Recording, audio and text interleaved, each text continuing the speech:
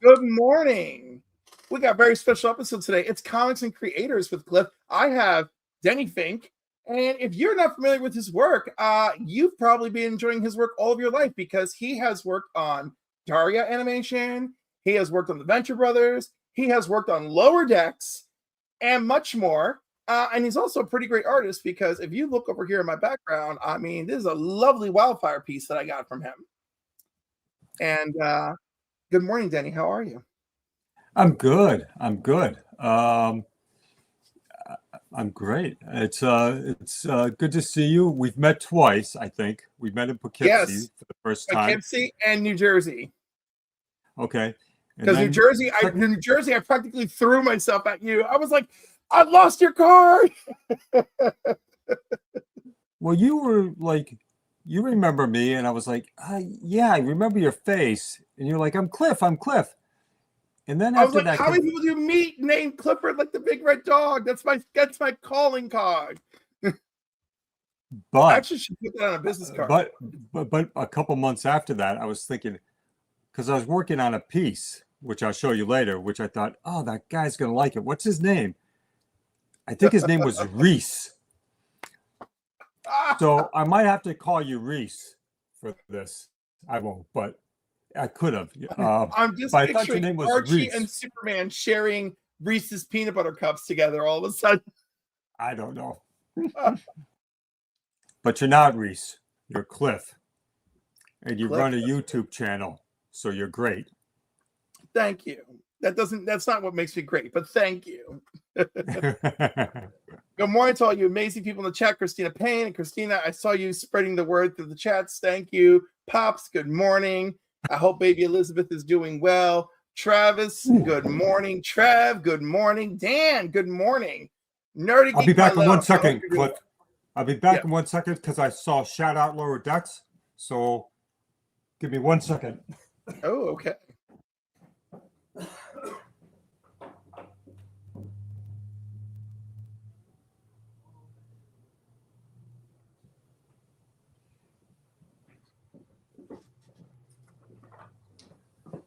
All right, I'm back. Okay, for Star Trek Lower Decks fans, I guess there's a Nerdy Geeks Comics is into that. I worked on that. I was a background design supervisor, and 2 weeks ago, this just came out. Ooh. The Art of Star Trek Lower Decks. It's on Amazon. It's about $50. I have a couple quotes in here, which I'm proud of. But it's really nice how they set it up. They show the artwork for there's 5 seasons, and they go episode by episode. Oh, wow. So if you're a Lower Decks fan, and they have these beautiful double-page spreads. I didn't work on that one, unfortunately, but some of my art's in here. I have to show you what it is. But anyways, so if you're Lower Decks fans, this is really great. Again, it's episode by episode. So it's a really nice thing to have. What I'm most impressed by is there's a lot of reference. Were you folks given a lot of reference, like visual reference when working on the series? Or were you just cracking at it and creating your own visual references? Oh, it depended. We had one episode, season 4, episode 1, where they have the Voyager ship, and it's been turned into a museum. And so I thought maybe this won't be hard because we're not starting from scratch. It's all been established. It made it so much more difficult because we had to reference everything. I was going through old Voyager episodes because we used every room on Voyager, from the mess hall to the Borg regeneration chamber that they have and the sick bay. And so I'm referencing and getting screenshots from old episodes, but it's always dark. And so you don't know what's going on in a corner of a room. in an episode, and you have to try to figure out and interpret, and you have to make it right, because if you don't, the fans will be disappointed. But in the sick bay, we had to research all the medical instruments that they used on Voyager in the sick bay to have those lined around. So it was really, really hard. But then there's some episodes we sort of started by scratch. So, but that's for the lower deck person or persons who are out there. So, well, persons, but Nerdy Geek is the most vocal one. He has a lovely channel as well, and he's only gotten started in the past year, I believe. But okay, he's great. And we got all these folks involved in all these different channels that are wonderful. Good morning to Three Good Nerds. Good morning to Brian LCS. So we have all sorts of things going. I do want to cover some housekeeping. All right. So first, hey, if you want to support the channel, go pick up your supplies from bcwsupplies.com. Use promo code CliffComics to receive 10% off your order and help support the channel. And I don't feel like a shill because I actually use their products and I do enjoy them very much. The other thing is I wanted to do a special thank you. And my special thank you is just never as special as I want it to be. Nope, I don't even have the thank you screen. So we're just going to all suffer the old-fashioned way. But anyhow, I want to do a special thank you for members. So remember, members, your money is going to help me support the Hyde Park Food Pantry. So every dollar they spend, every dollar they receive in cash, they can spend $1. That's as good as $10 at the Central Food Bank. And the Central Food Bank, that's wonderful, but they cannot get supplies. So we've turned this ship around for the last 2 months. So anything I collect at the end of this month is going to be to buy body wash, shampoo. That's a lot of Head and Shoulders, okay? Because I figure let's just maximize. Let's just get 2-in-1s galore. So body wash, Head and Shoulders, and deodorant. And so that's going to be to help the Hyde Park Food Pantry because, of course, the toiletries and stuff is really difficult for them to get their hands on. Every super chat, I've been adding stuff to the box. The box is now quite full. We have lots of good stuff in here. We have Murder Hobo #1, the B cover signed by Ryan Brown. We have the first appearance and first cover appearance of Kid Venom. We've got this lovely Gotham City Sirens Black, or Gotham City, I can't remember what it was. I think it's Gotham City Sirens Black Edition, Black Label. What am I saying? Speaking of labels, the Red Label Wolverine with the Puppeteer Lee cover. The first appearance of Magpie. Supergirl's Adventures from Superman Supergirl Day. All 3 connecting late print covers of Absolute, Batman, Wonder Woman, Superman that are by Mark Spears. And all 7 foil issues of the Civil War reprint that feature Michael Turner's art.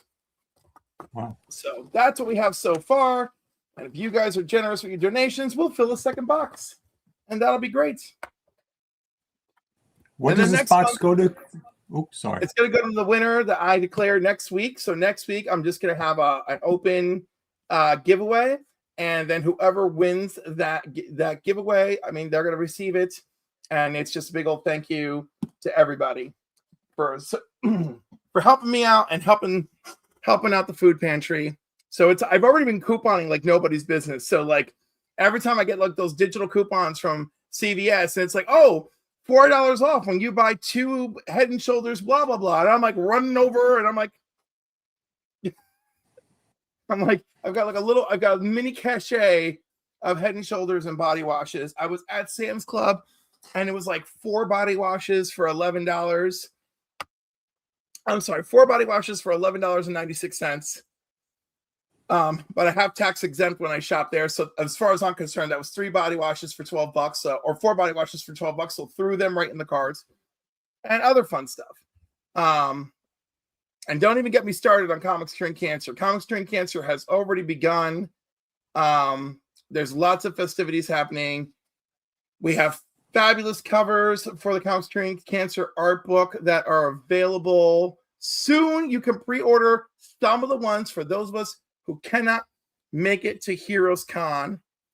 And also, on a personal note, I promised a tattoo last year. Then my doctor yelled at me and said, "No way you're going to do it." And now I'm kind of like feeling a certain kind of way about the whole thing. And I just think, like, screw my A1C not being low enough for her. I think I'm just going to do it and just suffer and get it over with. But I'm not getting a tramp stamp. Okay, I am not young. All right, there's none of that. But Comics Curing Cancer, of course, you can go to comicscuringcancer.org. Let me make sure I'm right about this, because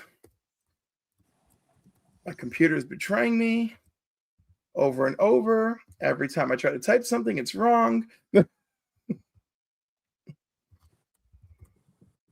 CuringCancer.org.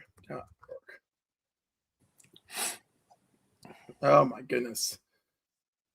So as you know, every year we do Comics Curing Cancer. Usually the official events take place online in October. It is a part of the American Cancer. It's an official event sponsored on behalf of and in association with the American Cancer Society. You can go to comicscuringcancer.org now, and through GiveSmart, you can use PayPal, GPay, Google Pay, Apple Pay, Venmo. So it works for people all over the world. Again, this year we're trying to hit that $55,000 goal. Last year I said, "Oh, if we hit 55,000, I'll get this tattoo." And we hit 65,000 just to rub it in my face. And also because Tyler never got his tattoo. That's right. Now I'm calling out personal vendettas. So now it's this whole thing about people not getting tattoos, but yet Southern Comic Geek, who had no dog in this fight, he has a tattoo. So now nothing wrong to everybody. I just feel very passionate about this. These are the shop exclusives from last year. But of course, the shirts are back. And we also have the Hunt for the Cure. This features the new Comics Curing Cancer art book on the cover. So this is done by Barry Windsor Smith himself. There's an original piece of art he did for the art book. You, of course, can own it on a nice mug. I will get the 15-ouncer one day because, like, that's who I am. And I'm talking to a screen that's not showing it. Okay. So there's the Barry Windsor Smith art on the cup. I'm trying to find out what else we have in the merchandise shop. All right. So you can also get his art on the Comics Curing Cancer shirt. Look, they even have 5XL for people like me. Very exciting. We have the various color shirts, the art from last year, the mugs, a deck of playing cards, the Bluetooth speaker. What's missing is the covers, but of course the covers are not here yet for this year's art book. But yeah, so Barry Windsor Smith, he's the first revealed. We have a Mark Spears Tin Man from Wizard of Oz on the cover of Monsters. Or in lieu of his Monsters art, and that's on another variant. So there's a few variants out there. There's a beautiful Batwoman variant out there. So look forward to all that. Just keep checking the page every day. There will be updates. All right. So that was my terrible spiel on all of this, but support Comics Curing Cancer, everybody. Okay. There's a lot in the chat that holy moly, Nerdy Geek for the Food Pantry. I appreciate you so much. Let's find a nice thank you for you. Here we go. Come on.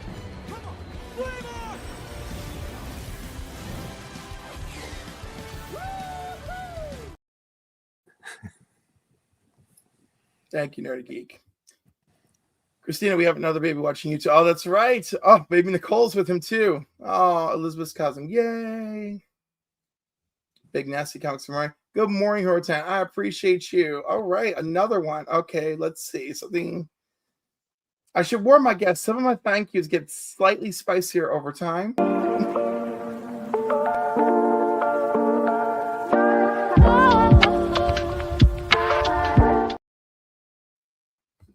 Okay. I'm trying to keep them medium spice. That is awesome. Garth Wong, thank you and good morning. All right, Garth Wong, you're gonna get like maximum spice.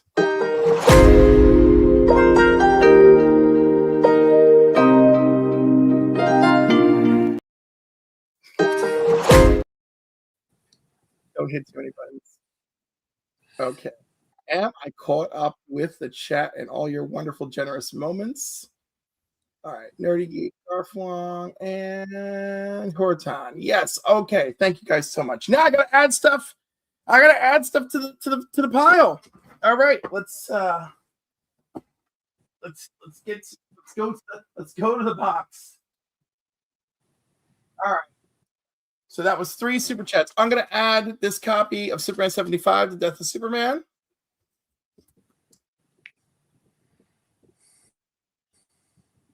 We're going to add this beautiful Supergirl 23 art germ foil cover.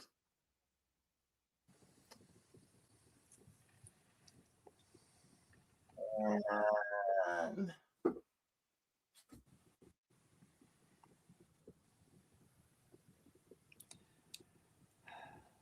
I'm going to add, ooh.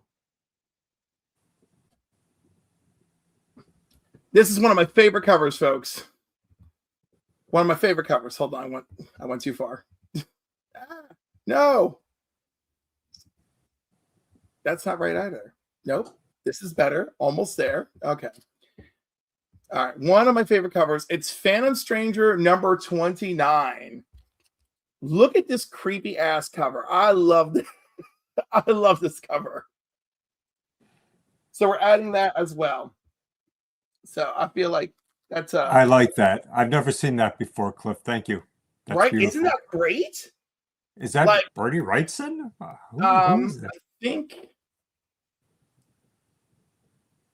no, instead of a signature, it's a number. Like I see. It looks like BD at the bottom. Huh. Interesting. So anyhow, before I shrink it back down, so yes, the Supergirl foil, the Phantom Stranger 29, Superman 25, still sealed in the bag, folks. And that's all going into the giveaway. That will be next weekend, Sunday morning.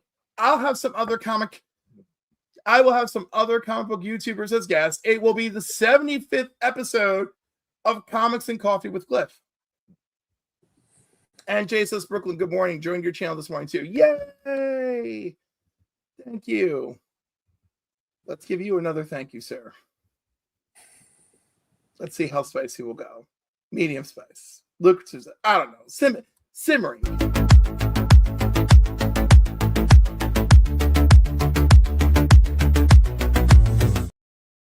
There we go. Oh my gosh. Okay. Back to our man of the hour. All right. So don't worry. At least I don't have to. I don't have you breaking out comic books yet. All right. So the great news is you actually are a collector, which is something I asked you about a few times before you came on the show. So what was your first I'm officially a comic book kid moment? Was it a cover, a character? Like, what was it that turned you? Okay. When I was a little kid, 4, 5, 6, 7, I read everything. I read Harvey Comics. I read Gold Key Comics. Archie and some DC. And but this may be a DC Comics fan for life. Ooh. Justice League of America number 100. And it was a 2-part story and a 3-part story, excuse me.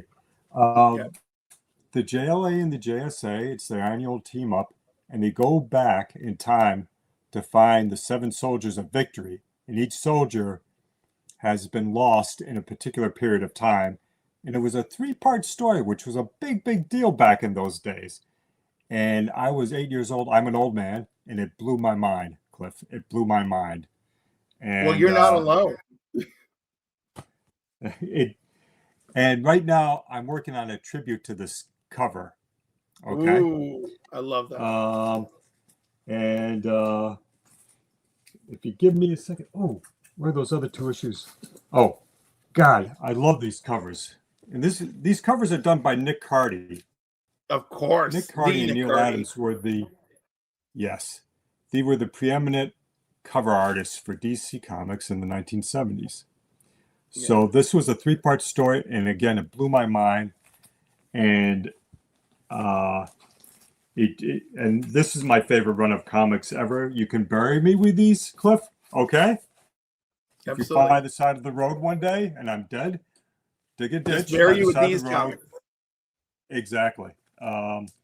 So now this one, this is issue 107 and 108. This was the And next you've done a Steel Age. tribute. You've done a tribute to 108. Yes, which I will show you. Oh, here we go. I'm running all over the place. I'm sorry, Cliff. That's all right. So do you want a piece of nerd fan information about that Justice League 100? Yes, I do. Okay, yes. So it's someone else's favorite comic that drove them to nerddom as well. That was the first comic that Gail Simone picked up as a kid. Really? Yes. That three-part story made her into a comic fan. And that's why when you held it up, I'm like, this is so perfect. Now, obviously, that was not the book that turned me, but I have a lot of reverence for that book because I loved the team-ups. And when I was a kid and I discovered that the team-ups were a regular thing, I was always looking for their team-ups, right? So I have a lot of love for that series. And then, of course, when I was a little older, and this is several years back, and maybe even 20 years back, but Gail Simone had done an interview, maybe it was even for Wizard Magazine, but she mentioned what book she loved, and it was that book. And I'm like, ah! That's great. That's great. I met Len Wein at a convention 10 years ago, and he was doing a forum, and I just walked up to him, and I just told him what that meant to me. It was that's fantastic. He was happy to hear it. I think he did. Yeah. Just I got to meet him once, but I'm pretty sure I called him Len Wein. he just Len Wein? I never know. I'm horrible. No, this was so funny. I still don't know. As I've met so many creators who've never corrected me. You know, I've met DeMatteis on multiple occasions, and he's never correct. I used to call him DeMatteis for like 10 years and have not one correction. Just let me have it. And I'm like, ah.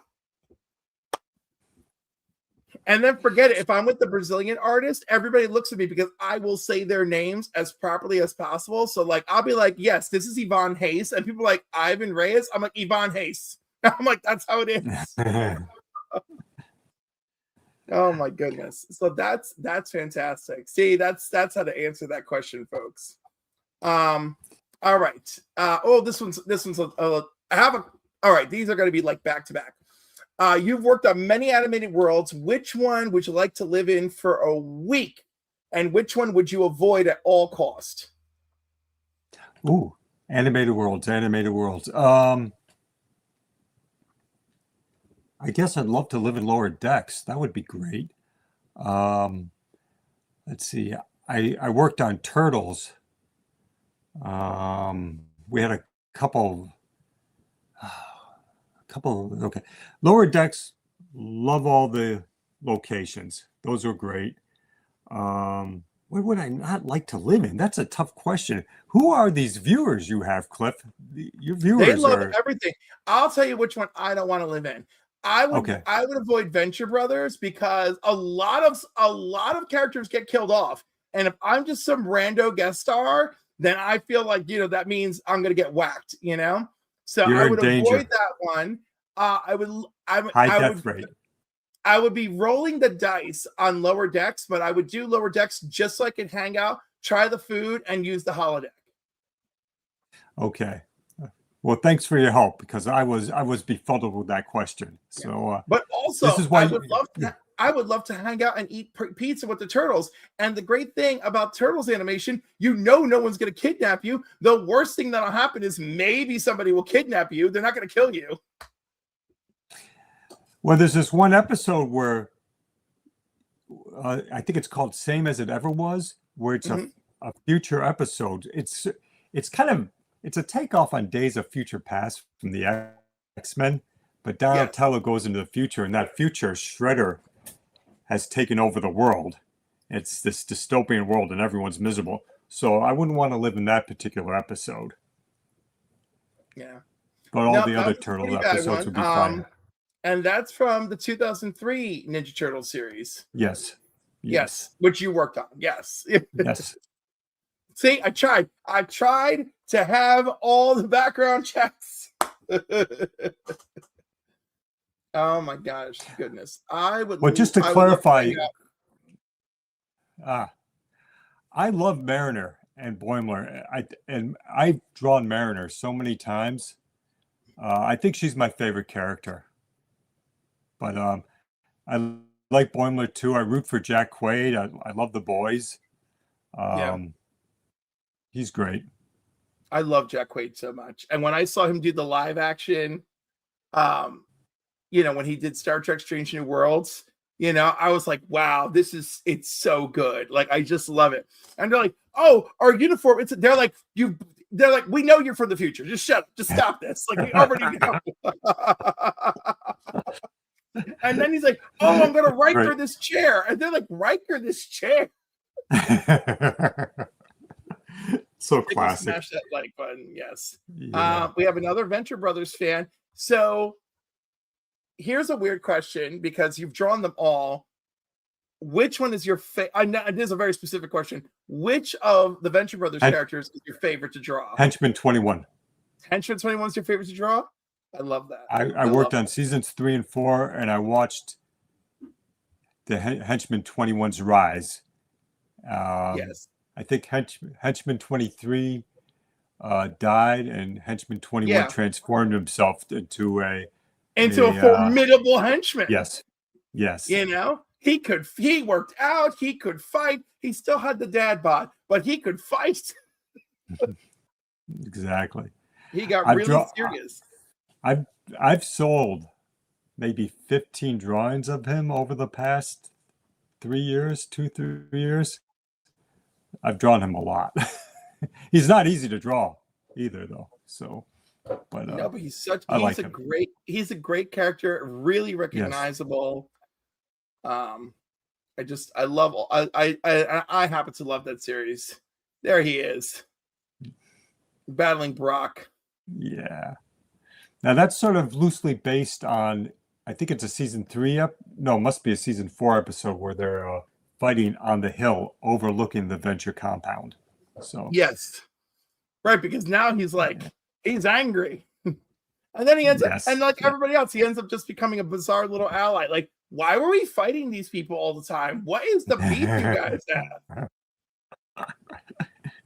It's just what we do. Oh, here's a good. Well, first of all, Nerdy Geek loves this crossover. Here's another question that comes to mind. If you could cross over any 2 animated worlds that you've worked on, which 2 would you like to cross over? Oh, wow. Okay, like Venture Brothers popping onto Lower Decks would be interesting. So that was actually my first choice. Yeah, that would be cool. Wow, they should do. You know what? They should do that more. They should do that. They never do. They ever do things like that? They've probably had a couple crossovers. We don't have enough fun things like that. That would be an amazing crossover. But like DC and Marvel could get their acts together and do their crossovers every so often. And I know that's always, I don't think that ever goes smoothly as they plan it out. Like, who's going to do what? Our characters need to have their shine, blah, blah, blah. But I would love to see a Venture Brothers Lower Decks crossover. I think it would be hilarious. Yeah, that'd be fantastic. Wow.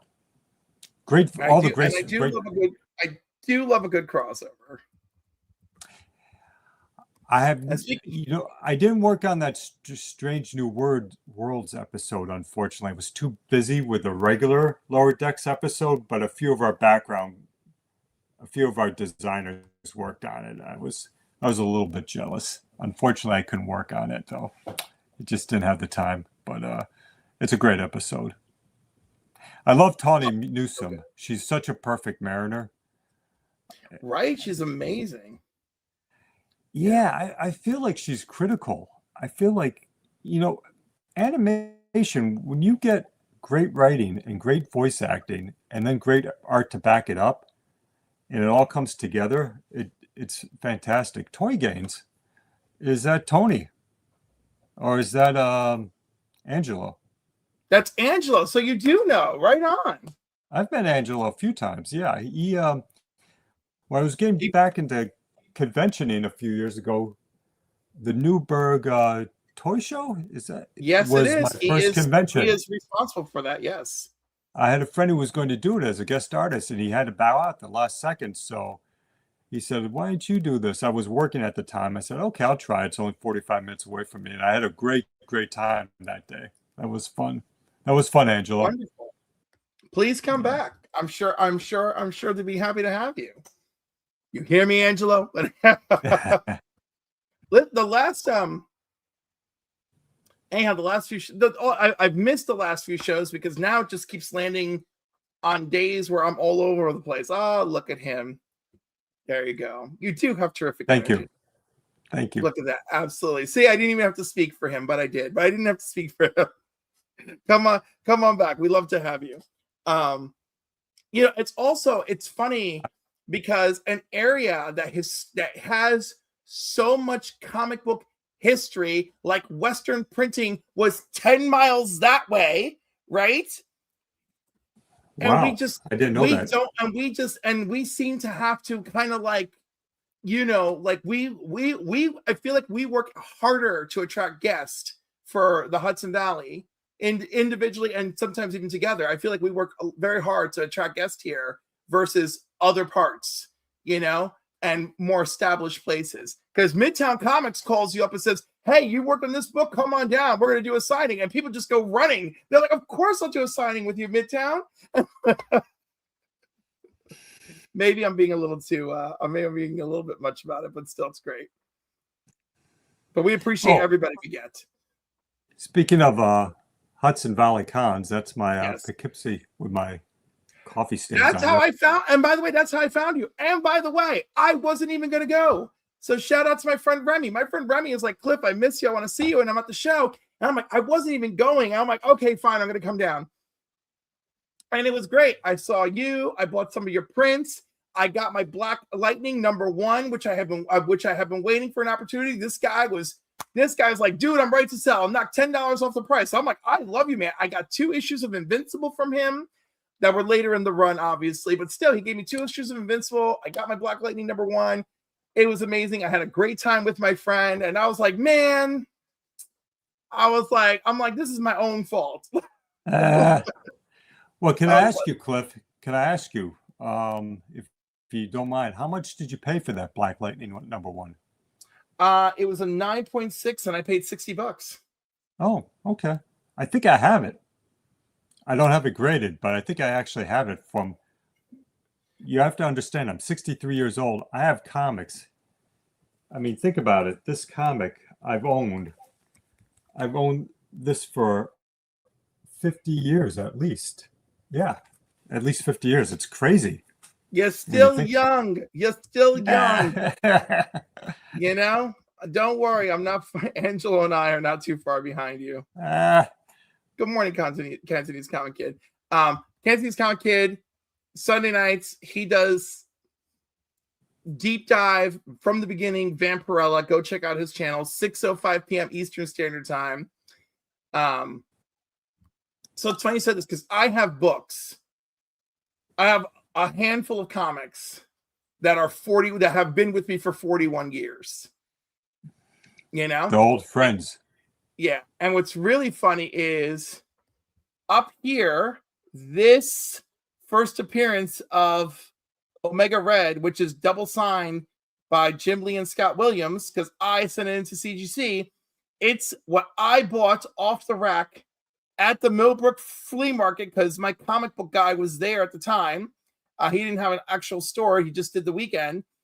And I sent this in and got a 9.4 back dual signature. And it's what, 33, 34 years old now, this book? Wow.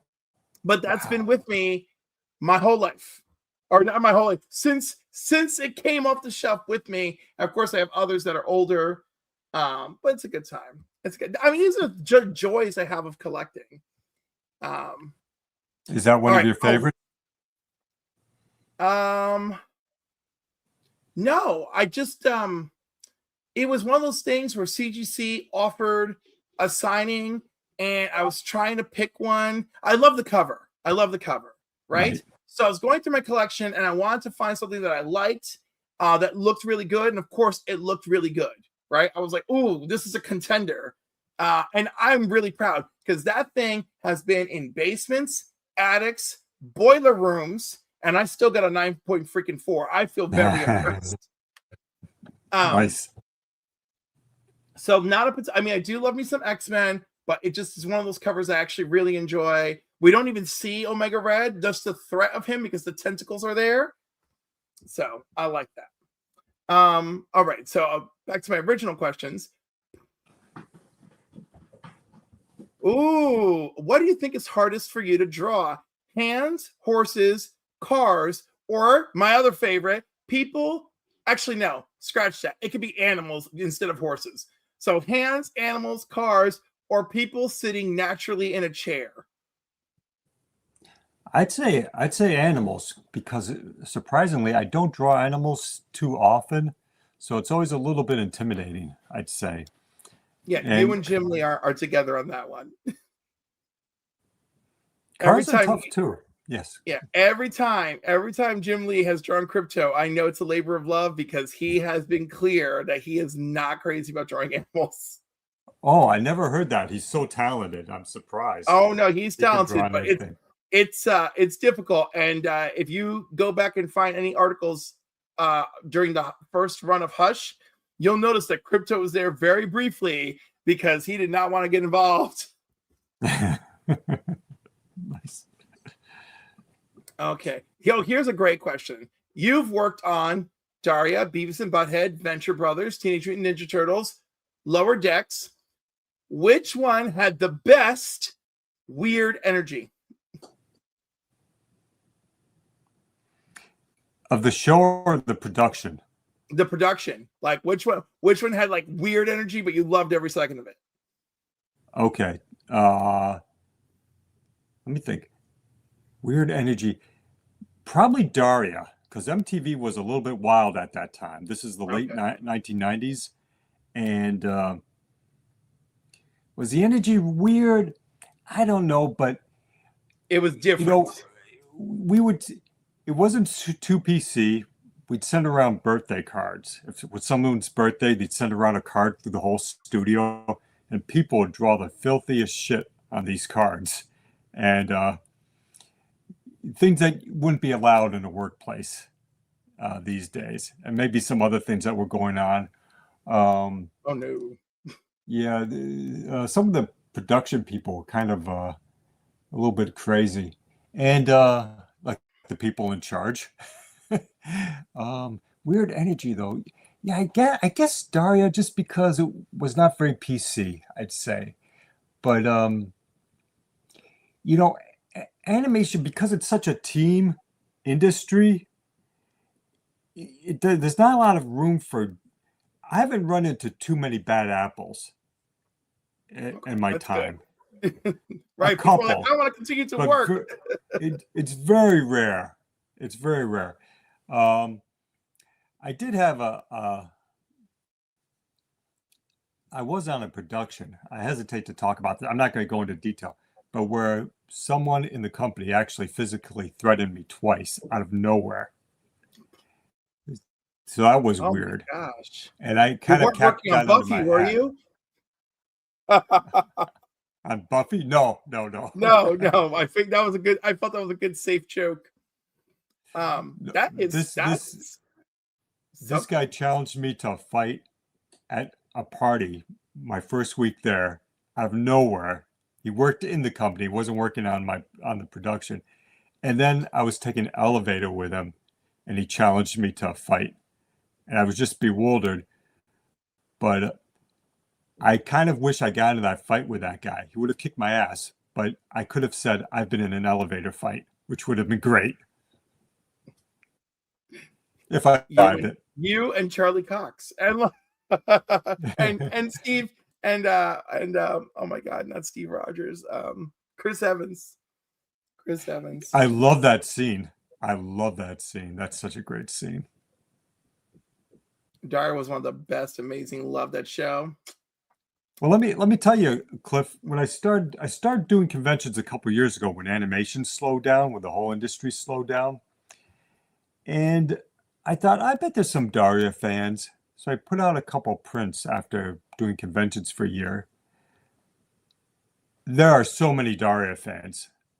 I thought there'd be some fans, but there are a ton of Daria fans. A lot more than I thought. A lot more than I thought. So that's a pleasure to see. Cheers to syndication. Yes. Well, you know, what's amazing is a younger crowd is finding it. I'm having teenagers come up to me saying they love Daria. So they're finding it. Someone told me it's on Roku or Tubi or something like that. They're playing blocks of it. So it's finding a younger audience, which no, absolutely. And it's great. You know, people really think or are under the impression that young people are disengaged or not interested with entertainment culture, and in reality there is. And so like I have friends who like their kids are watching other people around my age do rewatches of old shows that like, you know, like that MTV one where like it's like you and 4 dates traveling around on a bus, like, or your 4, you know, like all that sort of some weird stuff. And like, you know, younger people are clamoring for it. Good morning, Mark. Donnie Yen and Ip Man also had an elevator fight. That's right. How could I forget? That is great.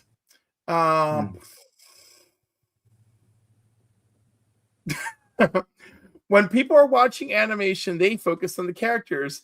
As a background and layout guy, are you quietly screaming, "Look at that room! Look at the street! Look at that corridor!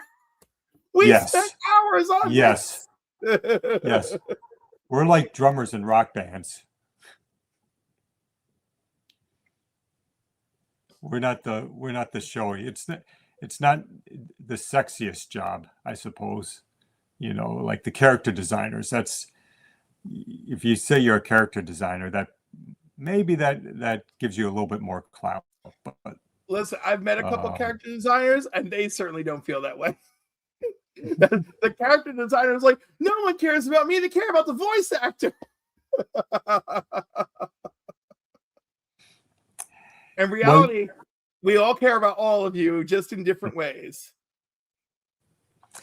I do have that desire to be a character designer, but when you get into animation, if you fall into something, you can get a little bit locked into that career. But every once in a while in Turtles, there was a room that was a Hall of Heroes. I got to design characters in that. And they let me design a few characters for an episode. Nice. It came up in Lower Decks. We had this room with all these skeletons, which is kind of character. So I was very happy to do that. Yeah. So whenever I get a chance, it doesn't come up too often to put characters. It's usually statues and things like that. But I jump on that. I love to do that. So that is so cool. Who Go ahead. No, I was about to say, there's been times, particularly in Venture Brothers, I design a very wide shot of a castle or some complicated hallway, sort of an establishing shot, and they will put tons and tons and tons of time into this thing, and then they'll put it on the screen for half a second. It'll just flash on the screen and then cut to a closer shot. So this background I put all this labor into, it's just there for half a second. What is it, Baron Underbites? Or Baron? what is his name? This is terrible. Baron Underbite. That's Yeah. the character. Yeah. I'm like picturing his castle, and you're like, yeah, this is amazing. And they just do a flyby. You're like, Wasn't Baron Underbite's castle? Was a castle belonging to a rival of Dr. Orpheus. I spent all this time on. I thought this is ooh. my best background ever, and it was on the screen for half a second. So, but that's just how it goes, you know. That is, but that's okay. Now I'm gonna go looking for a screenshot. Yeah, it's so great. Dr. Orpheus is such like the next door neighbor Doctor Strange. Oh my gosh. And then of course he's gonna have a rival and be all weird about it. I'm trying to remember, was the rival the monk, or the monk was part of his little like team. Triad. Yeah, he was part of that Yeah, triad. the triad. Yeah, I think I like the how we guy have, was on a horse or something. yeah. He ran off with Now I'm Dr. gonna, Orpheus' wife, I think. yeah, that's it. I'm gonna have to do a whole rewatch now. I know. But Dr. Orpheus was by far one of my absolute favorite characters on the show. Well, you know, I was a little bit surprised by that, because you're not alone there, Cliff. I've run across a number of people at conventions who just love Orpheus, and He's just great. He's like, I sense a darkness. Would you like a cup of tea before we get to this? Like, like that's just like, I just love that. I'm like, that's very me. That's very yes. me. Dr. Cliff Orpheus. Oh, I would do it. I would do it. Was that a fight in IP Mankind? What was that, a fight in IP Mankind? Wait, what's IP? Well, the Mankind? elevator fight. The elevator fight. But hey, at least he stopped in his tracks and realized who we're talking to. Venture Brothers Lower Decks is his personality again, and he does love some Star Trek. That is for sure. I was so sad when they canceled it, because you and everybody, people were like, "Why would you cancel something that's doing well? What's happening?" And Paramount wonders why they're having problems. It made no sense to me. They were canceled. Rumor has it that when you hit 4-year marks in these shows, that's when it's time for contract renegotiations, which means paying people more, and they're just not interested. It's just better to be like, you got your 4 years, we're done, we have content, thank you. I guess. I don't understand it. A month after our Lower Decks ended, I saw a commercial for like the 11th season of Futurama. Yeah. And I love Futurama at one point in my life, but I feel like Futurama has to keep climbing back from death over and over and over again. Well, it's kind of run its course for me. I loved it for a few seasons, and maybe I'd still love it, but I haven't kept up with it at all. So the first time they brought it back, they actually like did 3 movies and then took those movies and turned them into a season, which I was not particularly crazy about. But hey, it was more Futurama. Then Hulu truly brought them back and really tried to give them something to work with. Gotcha. And that was pretty good, but also a mess. It has been all the things. Wow. Yeah. I don't even know. Like you say season 11. I was like, is that where it is now? Is it on? It's on season 14. It's on season 14. But is it 14? No. Yeah, but I feel like it's been nothing but like uphill battles to have gotten to that 14th season. Like, look at how many seasons the Simpsons has right now, and they've been fighting an uphill battle. Is it still on Hulu? Is it somewhere else? On Hulu right now. It's on Hulu right now. Wow. Look at this. The thing is, I'm sure it's good, but there's just so much on to watch right now. It's hard to find the time. It's craziness. Well, I mentioned to you before we went live, Cliff, that my wife is British, Yes. and one of the great tensions in our marriage is she's not into this stuff in animation at all, even though she's very comedic. But she loves British murder mysteries. So we have Oh, this sort of television wrestling thing going on. what? See, I just find it because that's such a like a specific genre to love. You know, it's not like I enjoy British television, British humor. It's like I like British murder mystery. And they have an endless supply of it. The Brits love murder. It's weird.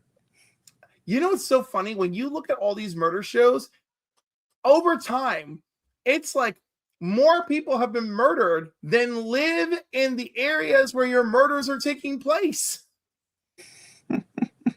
Exactly. I'm pretty sure if you add up all of Law and Order, those shows have killed off the state of New Jersey. Well, get this. There's a show that we've watched called Shetland. It's basically a detective on the Shetland Islands, and the Shetland Islands are north of Scotland.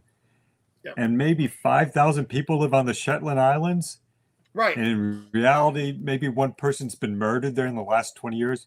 Every episode, people are getting knocked off on these islands. Yeah, you're like, there's not enough people. Another one, Angela Lansbury. Her little town wasn't big enough for all these murders. What was it? Cabin Cove or something like that? Yeah, like Cabin Cove. It's like, girl, Cabin Cove. Like there's episodes that open with Cabin Cove, population like 10,095, right? And it's like there's too many people. There's like not. I was like, there's too many people dead for this small population. Like people are purposely coming here to commit a murder to see if they can outsmart you. That's where we're at. We're at the part where people are coming here to commit murder to see if they can outsmart you. Maybe they host murder conventions in town. I'm pretty sure there is a murder convention as an episode. I'm buying a table at a murder convention. I'm going to table at a murder convention. I'm going to have prints of all the murders I've committed and all the weapons I used to commit those murders. I'd be like, these are all unsolved crimes. This one's from Shetland. It's from 2024. This one's from, and then you're like, then you're wondering, it's like, you were in all these places. Why has no one caught you? You know, it's so funny. There's even, this is so bizarre. I vaguely recall Jessica at a detective or mystery convention or whatever. But it also made me think of there's an episode of Wonder Woman where Diana Prince is at a science fiction convention. You know? And I just thought, I was like, this is great. Why was no one working harder at this back then? I'm like, it's Wonder Woman at a sci-fi convention. Y'all should have been hammed this episode up. Oh, so many good things. So many good things. Oh, wait, hold on. Did I reorder? Nope, I did not. Erg. Sorry, my screen's all over the place. Here's a good question, and then we're going to switch it up after this. You grew up in the spinner rack era. And by the way, so did I, even if it was maybe the end of the spinner rack era. What do you miss most from collecting comics in that time? Okay. I grew up in Rochester, New York, and the winters there back in the 1970s could be really tough. And I guess what I miss or I reflect upon is the search, going from pharmacy to pharmacy, trying to find the comics I wanted. And I remember this one winter, a friend of mine, we walked 2 miles in a blizzard from pharmacy to pharmacy to pick up comics. And every pharmacy, you know, they weren't on top of it, so things would stay there a little bit longer or whatever. But I remember I picked up, I think it was this issue at one pharmacy, and then this issue, the next issue, on the same day. from different pharmacies. And I had to walk through a Rochester, New York winter storm to do it. So, um, Amazing. So but I I have a missed out similar on things like story. number. Yes. Well, no, I have a similar story because I had an issue of Superman that would make my mother read to me all the time, but it was one chapter. It was a middle chapter of a 3-part story. So I Uh, had part 2, and then at one pharmacy we found part 1, and then at another pharmacy we found part 3. But it took like 2 months to get the whole story together. And then my poor mother, I had her reading it to me every night. I'm like, read it again. And she's like, and Lana Lang gets captured. She's like, Lana's being held in a volcano by Bartox. And she's like, Clifford, please, I can't do this anymore. And I swear to you, my very next, it was like Easter or something, right? And rather than like just your typical candy, it was like a basket and there was some candy. And then it was the comic books with the record. So it's Casper, Superman, Spider-Man, each a comic that you did a read along with the record. And she was like, you go to your record player. And I would just listen to them all the time and keep flipping until I started picking up on the words better. And that was it. Then she did not have to read comic books to me. Once in a while, I would ask her a word. She's like, what makes you think that I know what that is? Open the dictionary. wow. My in sixth grade, my mother and I both learned about chameleons, reptiles, photosynthesis. My mother and I learned all this together because she's trying to help me with my classes. It's just like, oh my God. And what was really funny is in sixth grade, right here at the Civic Center where I first met you, which is not the Civic Center anymore, but they did Thundercats live here. And I had just passed that test at school and done really well. And so, like, basically, this was my reward for getting some A's that year or something. And we're watching this, and reptilian comes out, right? And whatever, and like all basically like him and Vulture like they're like all of them are associated with all the animals that I had to study for that she was helping me with. And she's like, what the hell am I watching right now? Oh my God, it was so great. Aggressively reacting. Did you work on creating Ferenginar, the Ferengi homeworld, or Orion Prime? Thank you. I worked on both of those. Yes. Nice. Yes. What was And Ferenginar like for you? well, all we had was to go by from the live action episodes was this sort of gloomy wide shot of the city. We No, that's not true. There were also there was an episode where Quark and his brother went down there to visit their mother Yeah, from Deep because we Space find out Nine. that she was really behind the Grand Nagus, right? She was the one doing everything. Yeah. So I guess we did have some reference, but and on Lower Decks I did a lot of Ferenginar. There's this wide shot which it's a background I'm super proud of. I worked on that, and I did a lot of the You should be. I previs. just found it because the original Ah, Ferenginar shot is all darkness and all rain, and yours is right. still clouds and rain, but you lit the city up so like everything has its own like luminescence. Exactly. Yes. Thank you. I guess that's yeah. So I was very proud of that one. I did a lot of previs for the Orion, and the previs is when you first get the script, you sort of do these sort of rougher backgrounds, and then it goes to the storyboard artist, and they use them, but sometimes they'll change a background to suit some story development, and then it goes back to a background design team. There's a little back and forth, and they finalize the background. So I did a lot of previs Well, for again, you should be proud because I just looked it up on Memory Alpha, and all the references for Orion Prime is from your show. The I was palace, proud. the palace of the Pirate Queen, the city streets, everything is from Lower Decks. Really? Yeah, Wow. That's cool. That's cool. Well, that is good. Of Lower Decks episodes, I'm personally proud of the Ferrigno episode. There's many episodes I'm proud of, but the Ferrigno episode is high on my list, and the Orion episode. And the Orion episode has the Twin Twains. I did the steamboat for the. Was that in the Orion? Yes, it was. And I did the steamboat for that. Did you ever see the Twin Twains, Cliff? Did you see that episode?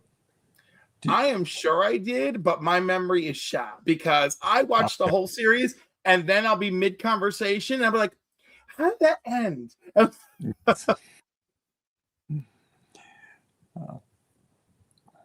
Oh, thank you, Corgi. Moogie drove Ferengi reform, and you could see that story being told in the environment. It was incredible. Ooh, nice. That is cool.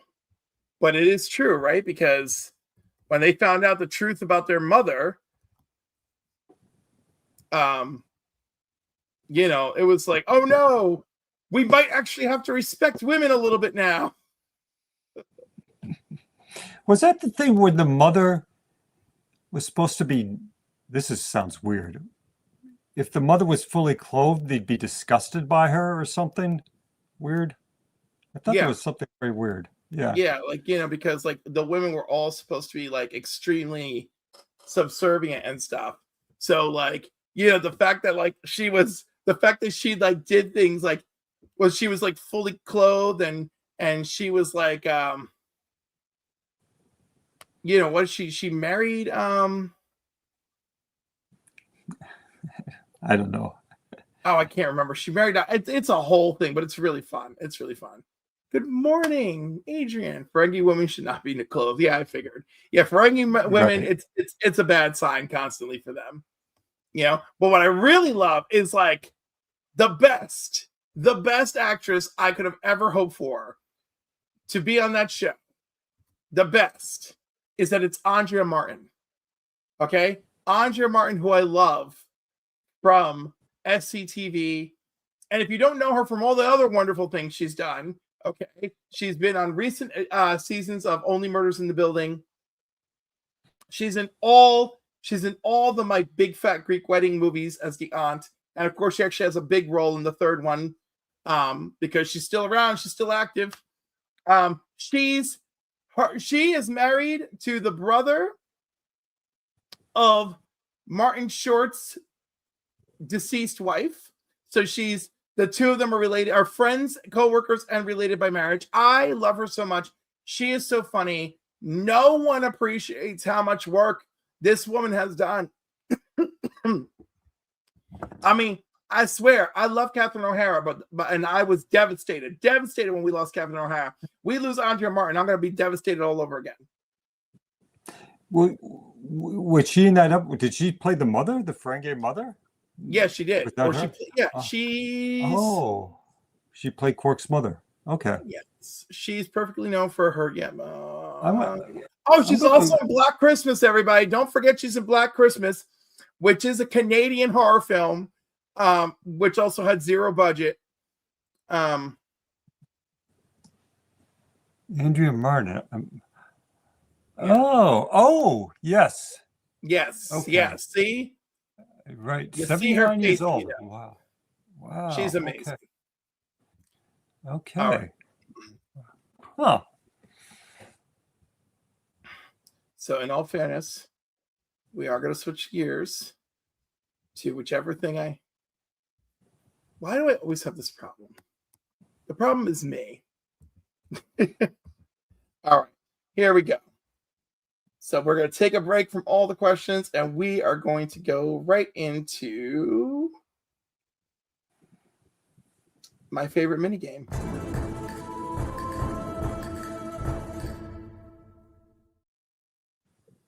This week's Rated or Hate It is brought to us from the year May of 2023. It was a great time for Spider-Boy, he was hot back then. But also it was a good time for this Sonic. All right, so just a review of the rules. It is you as the guest will decide if we rate the book or hate the book. If we're rating the book, it's a scale of 1 to 5. You can justify it however you want. I like to think 1 is this is for some type of niche collector, and 5 is like, wow, why wouldn't everyone want to have this in their collection? Are you ready, sir? I'm ready. All right. Here we go. Sonic Okay. the Hedgehog number 60, the 1 in 10 retailer incentive. Do we rate it or hate it? I'll rate it a 3. Is that okay? A I'm 3 not is a perfectly Sonic. okay. I've never read an issue of Sonic the Hedgehog. I've never seen an episode of it, but I kind of like the colors on the cover. So the 3 is based on the fact that I like the cover. That is acceptable. Considering that it's a 1 in 10, anyone who's getting this is probably getting it for the cover.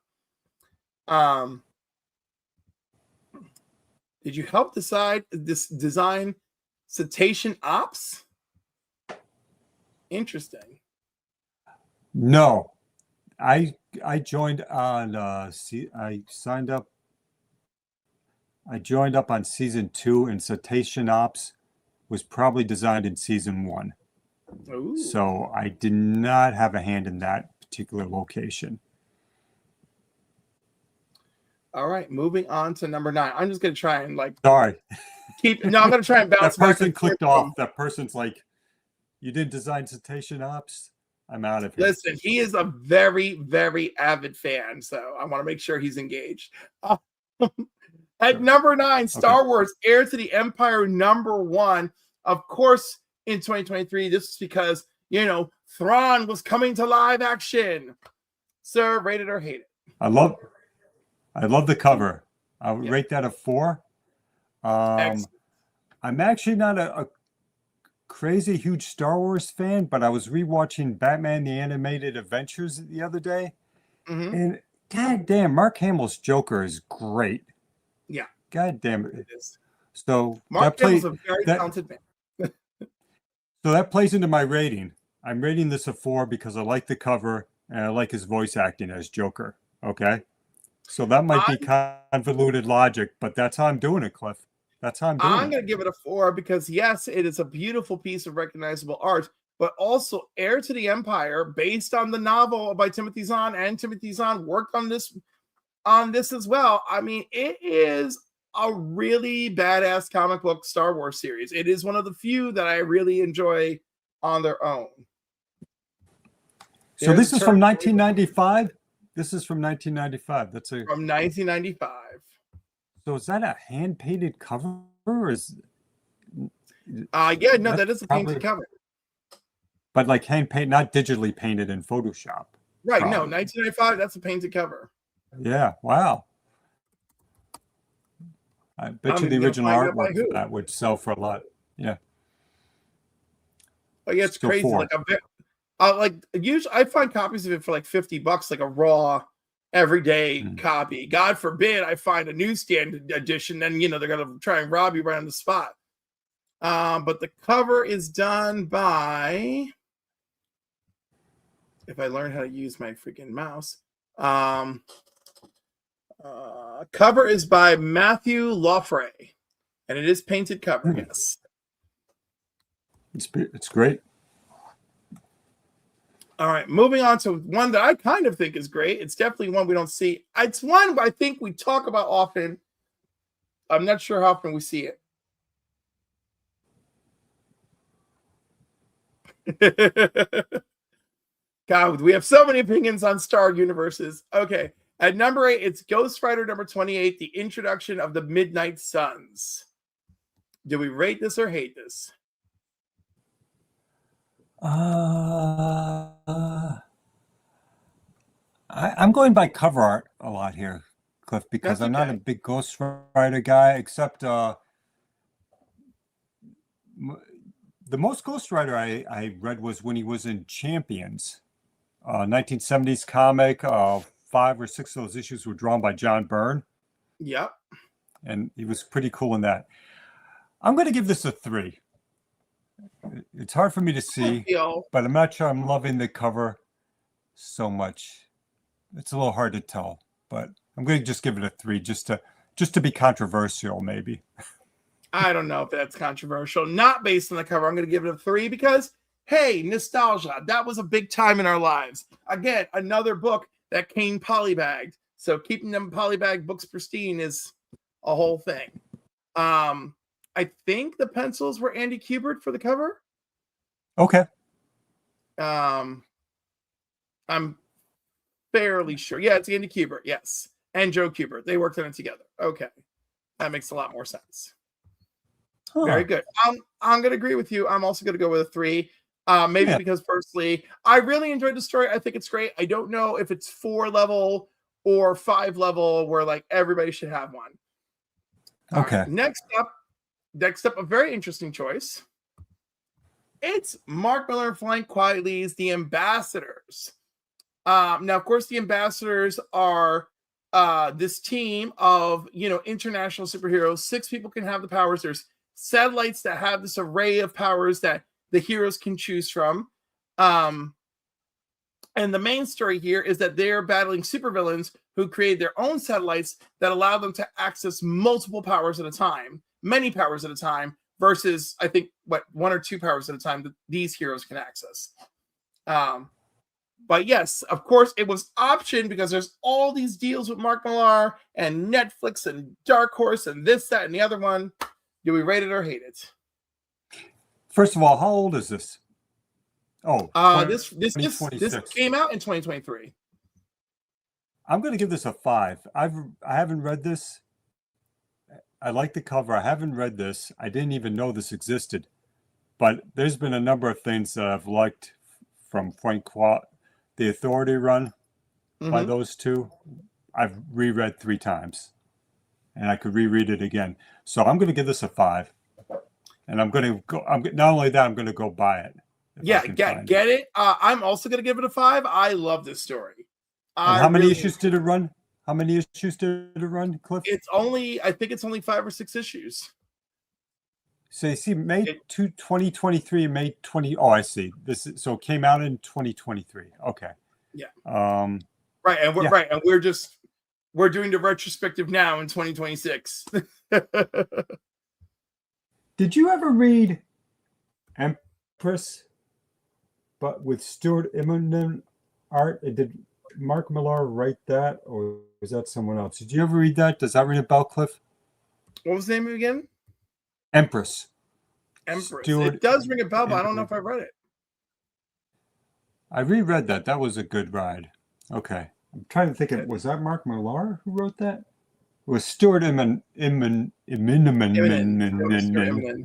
who wrote it, who drew it. Okay.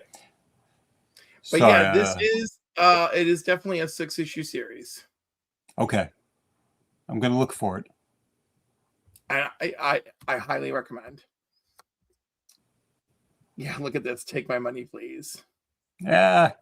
What was the other series they did? Kind of superheroes. Some are good, some are bad. What the hell was that? They've done a lot of things I like. So definitely 5 for me on this. I want this. You're like, I'm not even sure, but I love it. And I can tell you, I've read it and I'm giving it a 5 too. I think it's a great book. It's only 6 issues, or buy the trade and enjoy it. All right. At number 6, we have Spider-Man number 7, second printing, because of course, Spider-Boy was hot at this time. This is the second printing 1 in 25 variant, which of course was a virgin cover to Spider-Man 7, featuring Spidey, young Spider-Boy on the cover. Rate it or hate it, sir? I like the cover, so I'll give it a 3, but I just don't have enough interest in the whole Spider-Man universe to want to go pick this up. I can understand that for a lot of people. I don't feel alone, but I feel a little bit isolated. Being a Spider-Boy fan. Because like it's all the things it's all the things I enjoy about Spider-Man. He's like a kid, he's young, he's broke, he's trying to figure it all out. And I love that for some reason. For some reason, I'm really drawn to that. I like his sneakers. Right? His sneakers I thought are that was cool. Of course, Yeah. it's that whole he was removed from history sort of thing, and then plopped back into our reality because circumstances. Um, but yeah, he's had all sorts of fun and bizarre adventures. And of course, because he's been removed from time, like when everybody forgot about Jerry, the kid of Spider Woman, and she's looking for him, like this Spider Boy is like, I remember you having a kid, and like she's like, oh my gosh, thank you. Um, but like still, like Daredevil's the one who originally trained him, so he had to like some of these characters, like he had to wait for their memories to like come back and like get involved in it. But anyhow, enough preaching about Spider-Boy because he's on the list again. What was the rating between 1 and 5? I give it a 3. What do you You're giving it a 3? Yeah. Buy the tip. Don't sleep on Spider-Boy. Yeah, exactly. I'm giving it a 3. I really like him. Okay. And this is a great little book to pick up. All right, at number 5, it's Silk number 1, the 1 in 25 David Nakayama variant. Silk, of course, is part of the Spider-Man Spider-Verse of characters. She was there when Peter Parker got bit by the radioactive spider, and the half-dead spider then bit her. As we learn in Amazing Spider-Man Original Sin. And of course, that's clearly appears to be a cover buy, as it's the 1 in 25 that people are after. Do we rate it or hate it? I'm going to give it 4 for the spice factor. That's for sure. David Nakayama knows what he's doing. Yeah. But again, Spider-Man universe, not really into the present day Spider-Man. So for me, it's a 4. Yeah. Everybody's agreeing, great cover. Based on cover alone, I'm also going to go with a 4. I do want to do shout out to Matt, Heroes for Hire Club. Woke up and Cliff is live with an artist who worked on one of my all-time favorite cartoons, the Venture Brothers. Let's go. Matt also enjoys Turtles. So Matt, he also worked on Star Trek Lower Decks, Teenage Mutant Ninja Turtles in 2003. He worked on Daria. Just saying, sir. I just finished working on the new Beavis and Butthead. I was on that for 3 months. Ooh, I completely forgot about that. I wrapped that up on Friday. So, and I'm pretty exhausted. We were pressed to get things done. Talk about Paramount, right? Because that's where they are as well, right? Or am I wrong? Paramount? Yeah, they must be. They're running it right after South Park on Comedy Central. Okay. So that's Paramount, right? Yeah, okay. They are Paramount Plus, yes. So that means does that mean you're working on season 8? No, it's season 4 of the new Beavis season and 4, Butthead. sorry, of the revival. Yeah. I misread. Right. I just misread everything. I tried to take good notes, I swear, people. I've never seen a full episode of the old Beavis and Butthead, believe it or not. I arrived at MTV after they finished that. Was the original ADHD television, and Lower Decks is awesome too. So yeah, I would start to watch it, get lost and whatever, and then like I would come back and be like, oh look, something else came on. Yeah. All right, number 4, it is once again the first appearance of Spider-Boy. He is not on the main cover. This is the A cover. So that's it. Rate it or hate it. What the hell is happening? Is he being ripped apart? What is her name? She is basically the totem for the creature that kills spiders. Okay. Well, this is disturbing to me, but if you can make me feel disturbed, you're doing something right. I'm going to give it a 4. I'm going to give it a 4. Interesting.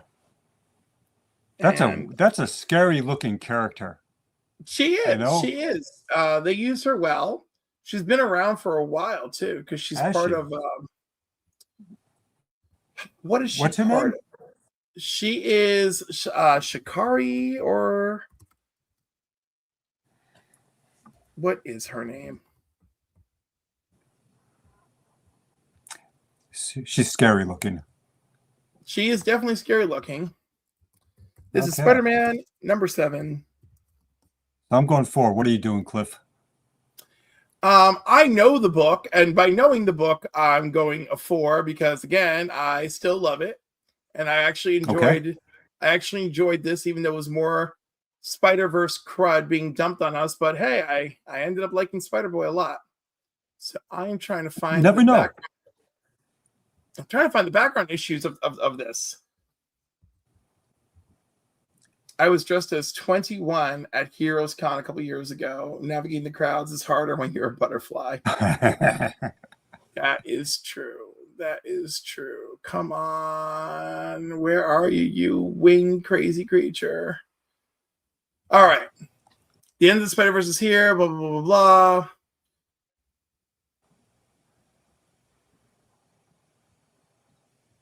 And of course, it doesn't mention her when I'm reading the description of the actual book.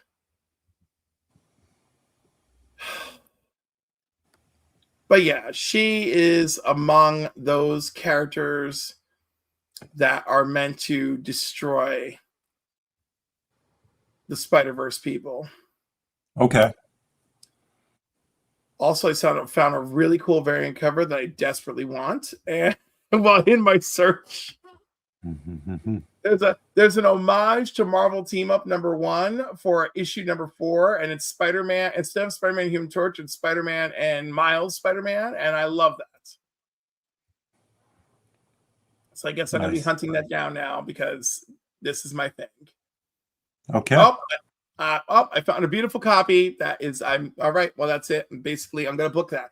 All right. At number 3, God, I'm distracted. This is terrible. At number 3, it's Spider-Man 2, the Gameverse prequel and free comic book day promotion.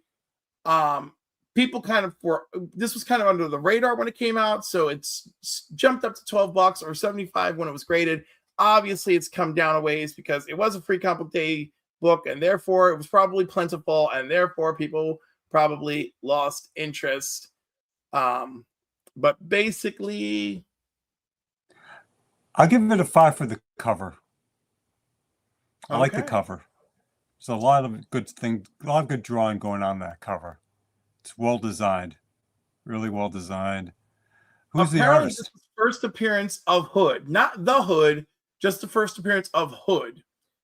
Which Okay. may not have been a driving factor, but still, it was something for people to take notice. Lastly, collectors are heavily into books that bridge the gap with other media, whether it be movies, television, or in this case, a video game, specifically PlayStation. Fans of the first game were excited to see a sequel, along with a tie-in for Free Comic Day, drove the raw copies up. 3 years later, this book is down.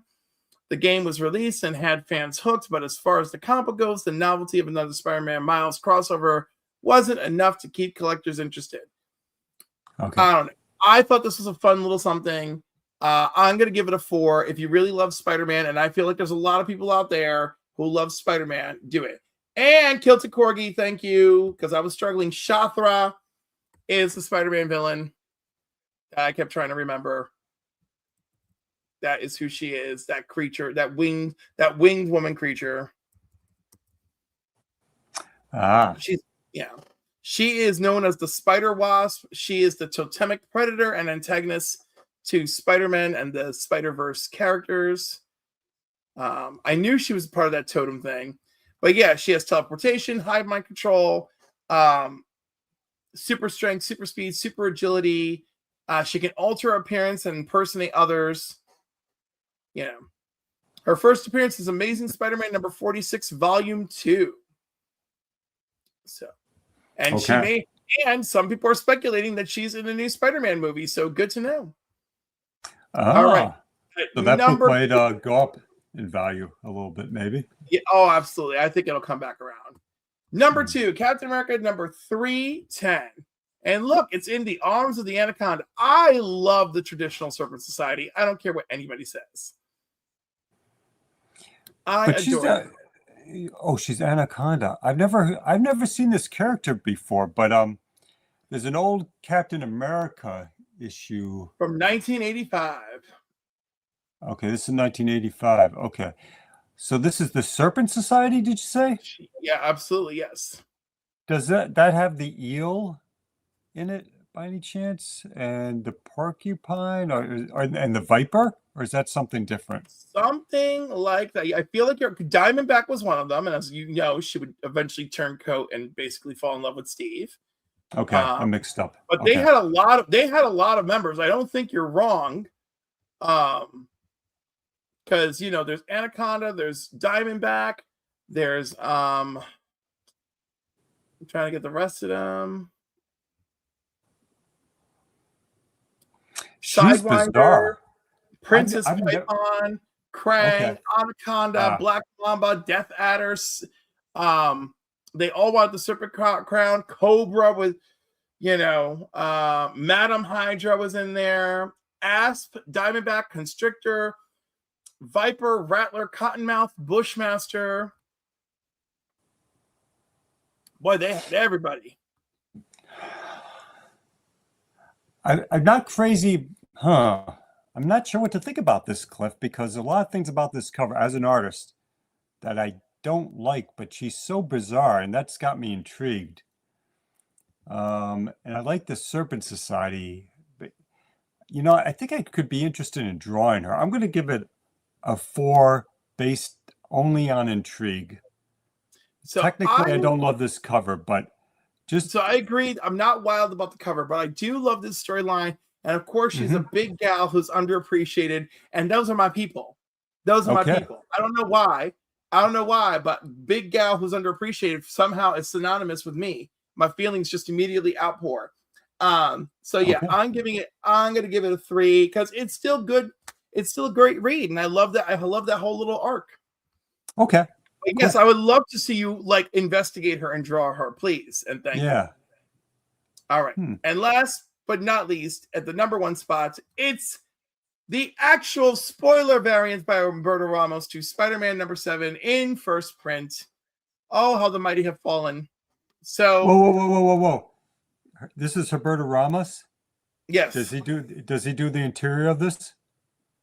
This issue, yes. Oh, I'll go a 5 on that then because he's Oh, great. I just based on the art, interior art, I would I would read that. well, He's so I good. happen to love him a lot. And I still love me some Spider-Boy. Okay. Um, and as much as they're trying to say you could scoop this up for $6, I am hard pressed to believe that. Okay. Yeah. Hmm. Getting a graded copy for around 52 sounds a lot more reasonable. You could probably scoop up a raw copy of this for about $10. I think that's more believable. Maybe even 5 if somebody's being generous and you're buying other items, perhaps. But I'm giving it a 5 because I love him, and that's it. I Okay. gave it a 5 because it's Captain America. Ari is going to Anaconda. Team Spider Boy, let's go. 5. Love that. Love that. Thank you so much for indulging me and playing a game of Rate It or Hate It.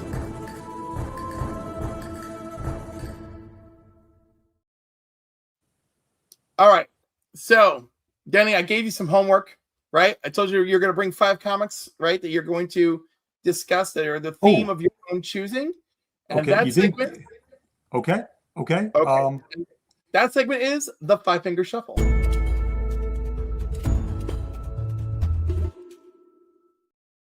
I didn't. I didn't remember you telling me 5, but That's okay. okay. You're an extra special guest. You can do whatever you want. Okay. So, I've been rereading this. I haven't read this in a Ooh. while. Cliff, are you familiar with Neil Adams' run on the X-Men? I am, including that we get Havoc's first cover appearance in there, which I love that orange cover, and I love what they did with it here as well. Well, I haven't read this. I haven't read this in a while, and I was rereading it over the last couple of days. And the Neil Adams, man, he is amazing. It is just panel after panel of crazy, great, great, great art. What a genius. What a genius. Absolutely. He has these close-up shots Jean Grey's got hit by a laser. She's down on the ground. Look at that close up of Cyclops, skinny Like Scott Summers. OG. Yeah, He has. it's just it. I highly recommend this. It's 10 issues written by the stories are good. This Sentinels. Oh my God. Oh, Polaris. Look at this Polaris. Look at that upshot of her face. Neil Adams could do anything. Sentinels. Scary. And I He believe actually he gave us her first cover appearance and the new X-Men trade logo too. oh, he did? Yeah, I think so. Yeah. Oh, interesting. Look at this. Oh, it's just beautiful. Neil Adams draws a great beast. Look at this pose. He does these great beast poses, and they're all over this. There's a Sauron story in here. Oh, is there ever? Is there ever? Look at this shot. Look at this shot of their space, their whatever they call it, their ship right there. They're amazing. Not a blackbird. Okay, so I understand I'm probably older than many people here, but if you want to learn some Marvel history, this is just amazing. Look at this angel pose. His poses are so great. And that beast pose again. My only regrets with this era particularly is that is the worst costume ever. Why? For Angel? Such a bad costume. You know what? It's a bad costume, but the figure drawing is beautiful. He draws so good. He draws so well, he makes it work. But Cliff, hold on, man. Because in this issue, not in that issue, but later in this series, they introduce, be patient with me. They introduce this costume of Angel. Yes. The blue and white one. Yes. That's not a great shot of it, but good for him. He sat there and said, this yellow costume is crap. And good for him. Exactly. I will say this. Exactly. Neil Adams did things with the panels that we don't really appreciate, right? Like, I think it's issue 57 or something. But like Beast is in an angled corner, right? And he's like leaping into the fight. And then you see another one of the X-Men running into the fight. And then you see Cyclops turning his head because Iceman has shown up behind him. Beast punched out the guy behind him. That's where he was charging to. And then the last shot is Cyclops just blasting the dude in front of him. And the other thing is there's another issue I don't remember very well, and it is Angel in the terrible costume. But Angel's actually like flying upward as like the thought balloons and everything are happening, and like he's breaking the panel as he's flying in the final ones. And breaking the panels back then with the art was so rare, so rare. Well, Neil Adams did a lot of the angled panels. Alan Davis became a master of that in his work. And it's funny because the person who would do that and break panels and be one of the people heavily influenced by this would be Rob Liefeld, which I'm not one to tout Rob's work often, but what's true is true. I love that's amazing. Yeah. The last X-Man, that is co-written by Chris Claremont. It is? No. It is. Isn't that too early for Claremont? No, it's not, because that is the last original issue before they go into reprints. Cliff, is this the Angel pose you're talking about? No, not that one, but that's another good one for sure. That's amazing. And right, the wing is breaking the panel. You know? So yeah, the fact that he would break the panel was very, very unique. And he'd do all these diagonal panels, and that's really hard to make those work because it can be easy for things to not be clear. It's hard to make those work. But Neil Adams was great at it at his best, and Alan Davis, like I said, was great at it. So hold on, let me find that. Oh, just a couple more covers.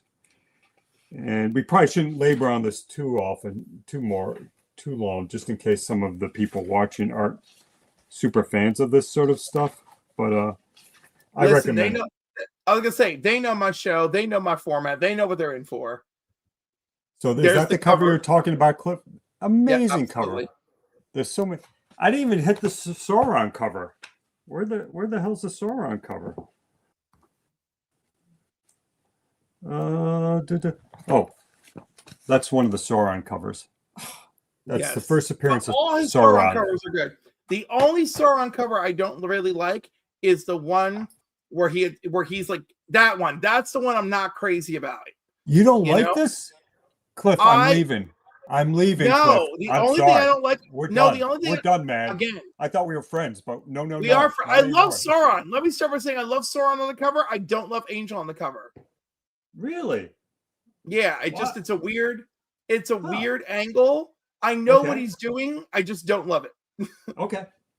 Cool. I'm not going to deduct points. It's still pretty cool, but there's cooler stuff that he has done in that era. All right. But you're right. He made Sauron feel like a threatening creature. He most certainly did. A little scary. Yeah.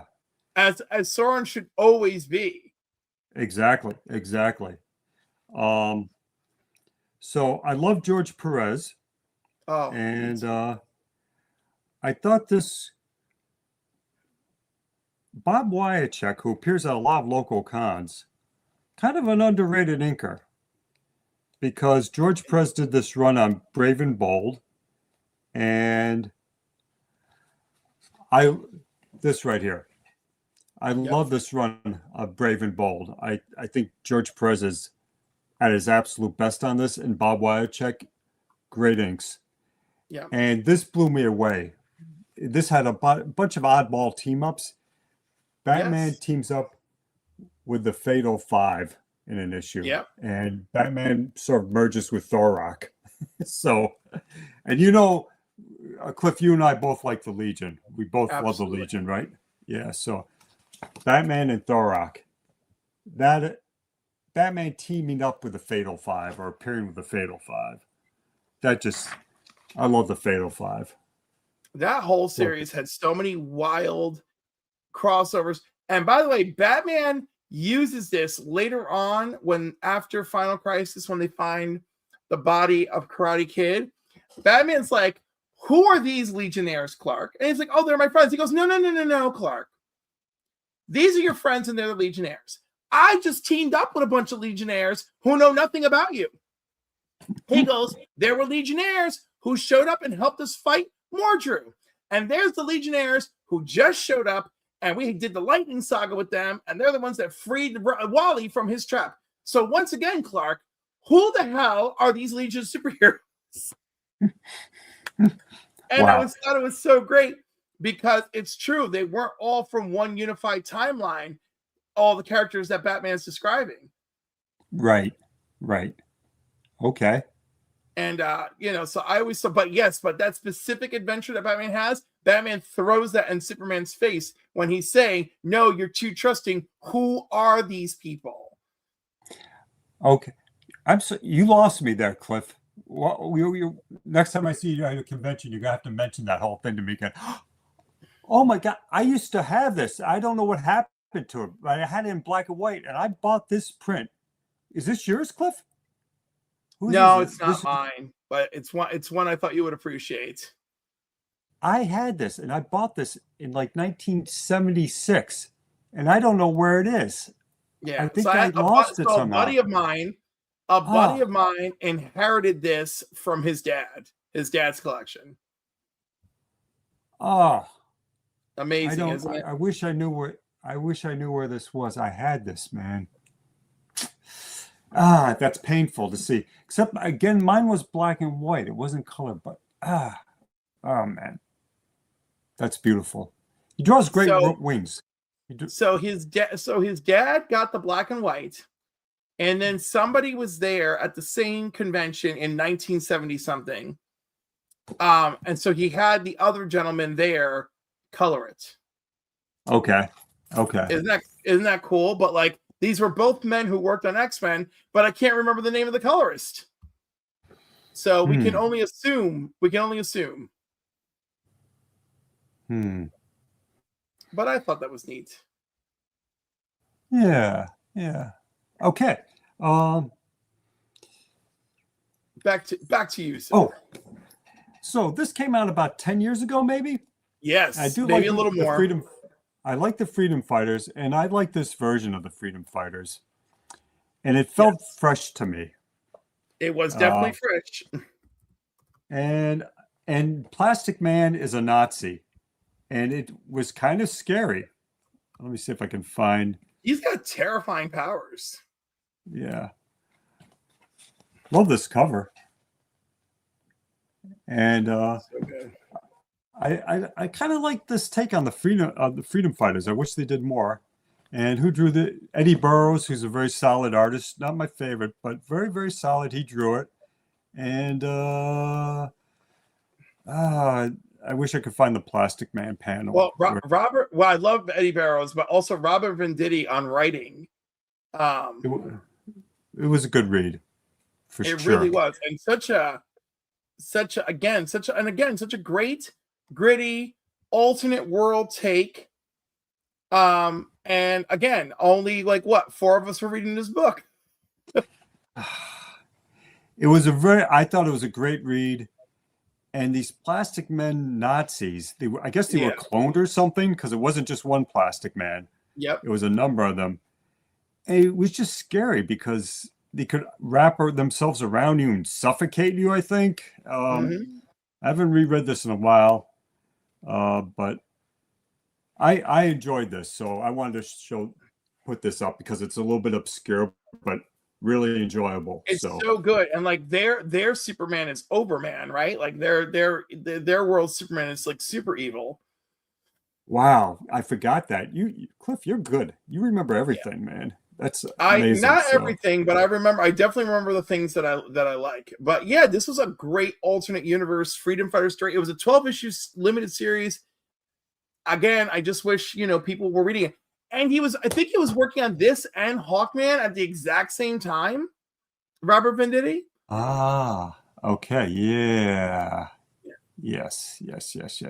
I mean, and this book, I mean, he eked out the whole series, because I think it started, from what I can see, it started in February of 2019 and it ended in March of 2020. Okay. So he cranked this book out. It's like, I will finish this book. Oh my God. Again, I love that. A good read and just a fresh take on the Freedom Fighters that works. So Absolutely. I recommend it if you're a DC guy. I recommend if you like Robert Venditti. I feel like we don't talk about this man enough. He's a great writer too. I'm not sure I read his Hawkman, but I enjoyed the Brian Hitch Hawkman run. But I think Hitch wrote that. Right? See, anyone who writes Hawkman with an ounce of passion is going to give me good Hawkman, I feel. I love Hawkman, but he's been mistreated so often. So, and I agree with what you're... my friend Matt here. Yeah. So even though Plastic Man's kind of goofy, and I grew up in the elongated man era of the Justice League. Yes. When he's done right, he's good. Should I move on, Cliff? Yes, you may. I think I'm at number 4 now. Okay. So this is a collection called Wanted, the World's Most Dangerous Villains. I love this. A 9-issue run. Great Nick Cardy covers. It has the Wanted poster theme. So if you can see, there's little push pins drawn on the covers holding up these sort of fake Wanted posters. Yep. And this came out in the 1970s. In each issue, had 2 to 3 reprints from mostly from the 40s, a couple from this 1960s, but mostly from the 1940s DC era. So you have the first appearance of Golden Green of Solomon Grundy. It shows the first appearance of him. And that was like a 12-page story. And then the backup story was Kid Eternity fighting Master Man. And it was just a variety book. So I would learn about, Starman fighting the Mist for the first time. Wildcat fighting Golden Wasp. Vigilante fighting the Dummy. Dr. fighting Gnarl Ayaman. Old Joe Kubert, 1940s art I like. The Human Fly fighting Hawkman and Hawkgirl. Just great stuff. And it's okay, so that Starman fighting the Mist cover and Wildcat fighting Golden Wasp, that cover is a Nick Cardy cover. These are all Nick Cardy covers, I believe. Oh, they are all Nick Cardy covers. I think so. At least most of them are. Oh, wow. Dollman and Green Lantern. Oh, they are Nick Cardy. Oh, good for him. Oh, wait, except for the first one. The first one is Murphy Anderson. Oh, really? So issue 1 is Murphy Anderson, and then after that, the covers become Nick Cardy for the remainder of the series. It's so amazing. Great Green Lantern pose. So I picked this up a few years ago on Amazon for like $10. And I have something coming out Tuesday from Amazon. It's a soft cover book reprinting Black Canary's Golden Age stories. So I'm looking forward to that. And that is a unique pickup. I really like Black Canary. And before I get into number 5, I'm just going to say things I enjoyed in the last year. I enjoyed,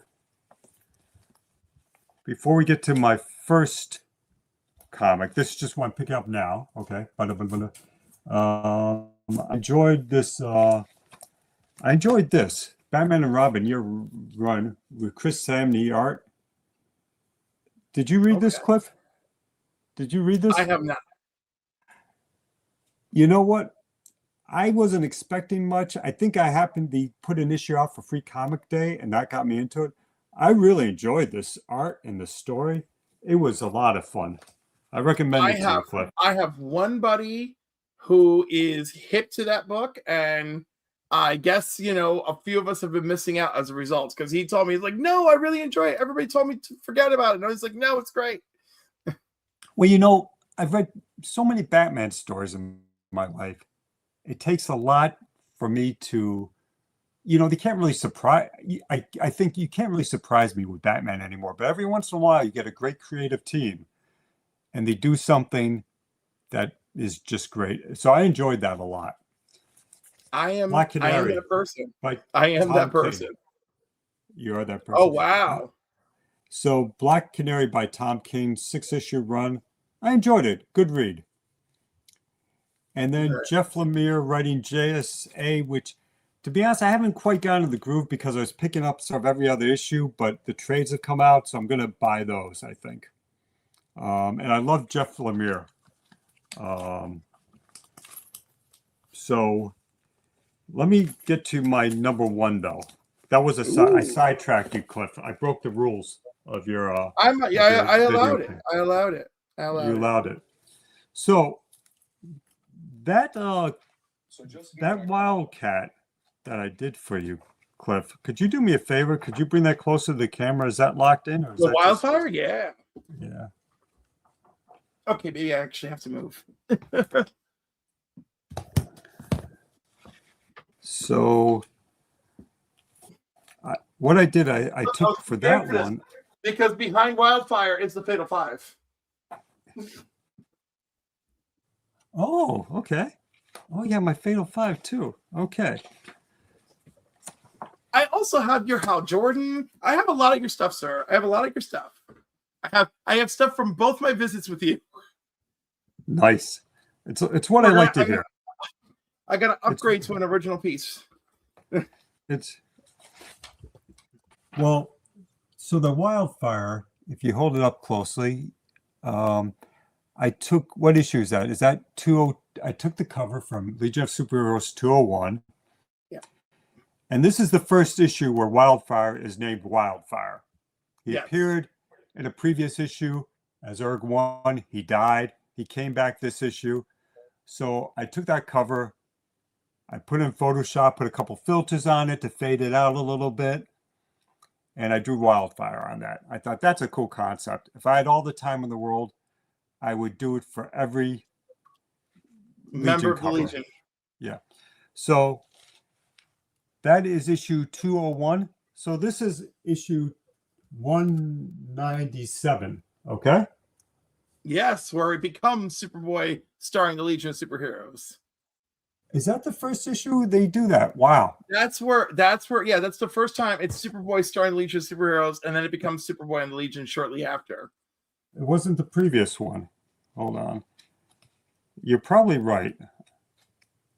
Well, you're probably right. Anyways, so that cover, it has a Timberwolf story I enjoyed. Yes. A Timberwolf. Yes. It's a Timberwolf story that I enjoyed very much. Well, he becomes Timberwolf. As a side note, this is from the previous issue. This is the first appearance of Wildfire as Erg 1. And I like that Colossal Boy costume. So anyways, Dave Cockrum, great run on the Legion, brought it back, redesigned all the costumes, great artist. But anyways, so this, Legion of Superheroes number 197. Okay. The Cardi cover, maybe? Yep. And Timberwolf-centric story. So, Cliff, this is the next time you see me, as a present for you, because you're just a hell of a guy, a hell of a host, is this is my present for you. The next time I see you, if I see you in Poughkeepsie, so that's for you. Okay? Oh, I love it. I love it. Thank you so much. That's amazing. Amazing. So again, if I had all the time in the world, I would do more and more and more of these. They're a lot of fun to do. I love the Legion is so fun. And look, Timberwolf is the original Wolverine. Tell me otherwise. You know, I never. Well, you know, even though Cockrum, went to Giant Size X-Men #1, Wolverine first appeared in the Hulk. We all know that. Did he appear in the Hulk after this version of Timberwolf came out? I wonder if he did inspire. Maybe not. Maybe not. I think so. Because when they are on the moon during the Dark Phoenix saga and they're on the moon, Wolverine fights Fang, and Fang's costume is a knockoff of Timberwolf. Oh, right. Yes. Well, Fang was definitely influenced by Timberwolf. That's for sure. Yeah. Oh, this is my tribute to Wanted. You've seen this before, Cliff. So that was my tribute to Wanted. Yes. So these are all the villains that appeared in the 9-issue run of that. So, anyways. That's amazing. That is amazing. And by the way, the first time I saw that was the first time I think I had heard of Wanted. Or maybe I had seen 1 or 2 issues before. All I know is after my conversation with you, I actually started looking for issues of Wanted whenever I would come across them. The covers alone they're so great. And also the backup. I like, not every 1940s DC story is fantastic, but you do get to learn about the history of DC through these reprints. So in a very interesting and unique way. Yes, very much so. Yes. So I think that was my 5 books plus a couple of things I snuck in there, so. Yeah. I was going to say, Lone Wolf appeared in 1964, Adventure Comics 327. Right. And of course, Wolverine is in 1974. So I'm giving it to you, Bryn Londo, a.k.a. Timberwolf. All right. So, but he looked very human. He didn't look like this. Okay, sorry. That's okay. He still gets the credit. He was I interrupted agile. you, Cliff. He Sorry. had all the Wolverine things. All the Wolverine things. Oh my God, Denny! What shows do you have coming up as far as comic shows and conventions? Yes. Well, animation was so slow the past couple years, but it's kind of been, I guess it's picking up for me. Not for everyone, unfortunately. It's been pretty bleak for a lot of people, but I'm very fortunate. I'm working on another Mike McMahon show starting in July, and it's called Odd Jobs. And Okay. I can't say anything more about it than that. But I'm Mike McMahon's the creator of Star Trek Lower Decks, of Solar Opposites, worked on Rick and Morty. So I'm looking forward to that. But shows coming up. I'm going to be at Philly Expo next week, Lehigh Valley Comic Convention the following weekend, Garden State at the end of the month,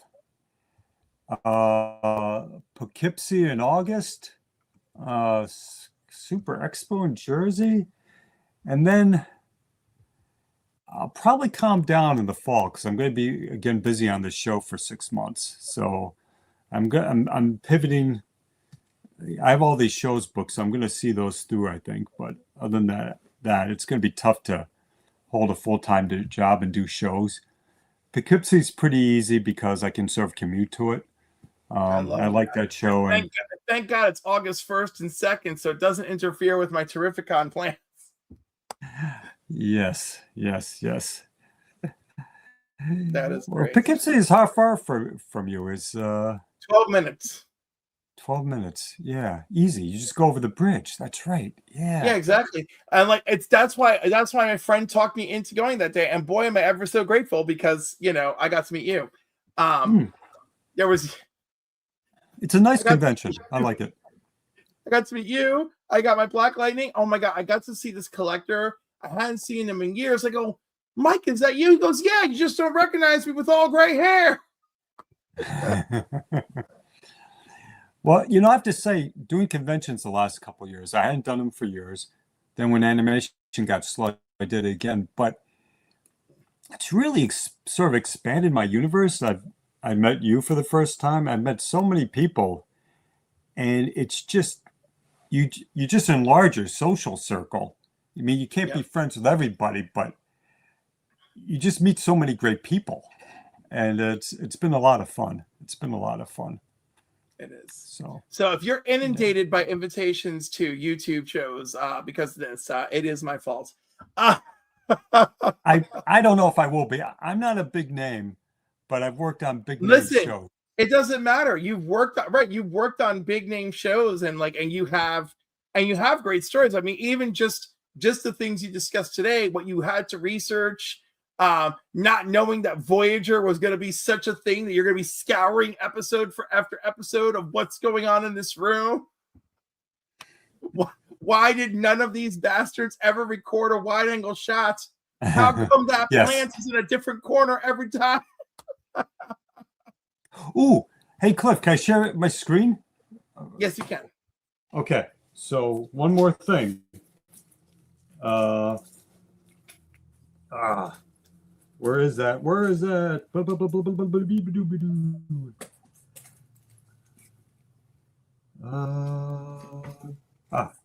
So we were talking about this earlier, okay? Yes. And I showed you my tribute to the Justice League of America 108, the Freedom Fighters. Okay. So if we could share my screen for just 1 second. Hold on. So leave studio. No, I don't want to do that. Oh, I might not be able to do that. Slides in PDFs, video file, image, share screen. Share screen. I have 2 screens though, so okay. That's okay. You can pick the window you want to share. That's very helpful. Can I? I'm not share this window. Okay, I'll just shift this over to here. So this is my tribute to Justice League of America number 101 that I'm working, number 100 that I'm working on. So you have the JLA, Justice Society, Seven Soldiers of Victory. All right. All right. So you went to share screen. Oh, we're still not And sharing? right, you're not sharing. Then you went to window. Then you picked the window you want to share. There we go. There you go, sir. Yes. Yes. Yes. So look at that. That's beautiful. it's getting there. So hopefully this will get done in the next couple of weeks. But so I'm going to fade these guys out as I color them because they're lost in the past. So it'll be something like that. Are you thinking like kind of like a pastel-esque color for them in the Yes. back? Yes. Right. I like that. I like that a lot. Yes. And it'll have that framing behind them, just like I had in the Freedom Fighters. You're going to widen the frame up, right? I'm assuming. I'm going to shrink them a bit, I think. Oh, yes. Okay. So you're going to shrink them in. Okay. Got you. Yeah. Well, I might have the JLA standing in front of that frame like they are now, but the Justice Society behind it. You know, right, that's not going to work. From the other world. You know what? I'm not. Yes. No, I'm saying, right? So Justice League up front because it's their world. Then JSA because they're from Earth 2. And then the lost Seven Soldiers faded into the background. Maybe. You know, I'm not 100% sure how it's going to work, Cliff. I'm going to have to fiddle with it a lot. You're the artist. I can't wait to see where it goes. Thank you. Yeah. All I know is I'm obsessed with that Timberwolf now. Well, it's yours, sir. So you have to go to Poughkeepsie. I'm putting August 1st and 2nd hard wiring in the calendar. Exactly. Oh no, August 1st is the pig roast. Oh no. All right, August 2nd, I'm free though. That's it. Okay. All right. So I guess we can go. Thank you so much for joining us. Let's go back to you. Everybody knows where to find you, and of course, they can follow your Twitter at Twitter. They can follow your Instagram at Twitru, which is bizarre. I know. I'm not sure what you were thinking about when you made this handle, but I love it. I just love it. Well, I actually had some cartoon characters. I had these. I'll show you next time I see you at a con. But I did these cartoon strips of Moon characters, and Twitru was the main guy. So it was sort of a side project. But I'll show you next time. Well, now I got even more to look forward to. Exactly. So are we off my screen? Are we back to you? Oh no! I was gonna say I'll remove that. There we go. Okay. We're back to us. All right, and all right, as usual. Cool. Thank you so much for your time. Thanks for sharing so much with us, and thank you for being here in general. And of course, for those of you, it's been fun. Cliff, I enjoyed. My memory of you in Poughkeepsie is foggy, but I really enjoyed talking to you at the Garden State Winterfest.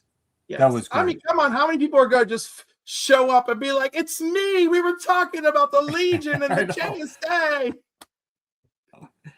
Hey, my brain I have an old brain. Okay, I can't remember everything. Listen, I thought your name was Reese. So that's all right. Your brain was working real hard on all them lower decks, abstracts and everything. It's fine. You had to redesign Voyager from old episodes. You had to use your brain for all of that. And now it's done. My brain is done. It's saving itself for the next job. Don't worry. It's good. Oh, okay. It's all regenerating now. So if any of y'all are in Poughkeepsie, August 1st and 2nd, please come around. Say hi to me, although I am at a pig roast, so be careful. I'm August 2nd. There you go. Okay. Denny, thank you so much. Everybody, remember, you know the drill.